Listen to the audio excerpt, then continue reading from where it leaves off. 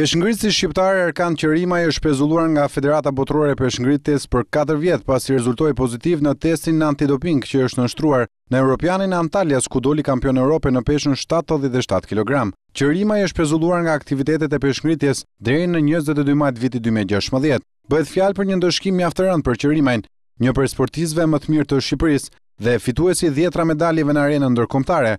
Me këtë vendim Qerimaj i hiqet dhe titulli kampion i fituar në Antalya, si dhe fondi akorduar nga Ministria e Sporteve, ndërkohë që nuk do të marrë pjesë në Olimpiadën e Londrës, duke bërë që vendi ynë të humbas një prej sportistëve të saj më premtues. Sipas një shkresë të dërguar më 4 maj të këtij viti në adresë të Federatës Shqiptare, Federata Botërore e Peshngritjes njoftoi se pas testeve të bëra në urinën e Qerimajit, u gjet një substancë familjes metylheksanamine e përfshirë në listën e të ndaluarave që nga viti 2011. Kampioni Qerimaj ka bërë 2 analiza, njëra e befasishme, 8 ditë përpara Europianit dhe tjetra ditën e garimit. Në të dyja këto teste Qerimaj ka deklaruar se përdorte vitamina Bati Search. Në të parën që është nënshtruar në Shqipëri përgjigjja ka dalë negative, ndërkohë që në të dytën me po të njëjtat vitamina dhe substanca, ai ka rezultuar pozitiv. Erkan Qerimaj konkuroi në kampionatin evropian të peshngritjes për tritur në Turqi, duke fituar 2 medalje të arta dhe një të argjend dhe duke sjellë në Shqipëri titullin kampion e Europës, i pari këtij lloji që fitohet nga një peshngritës shqiptar në tërë historinë 63 vjeçare të Federatës Shqiptare të Peshngritjes.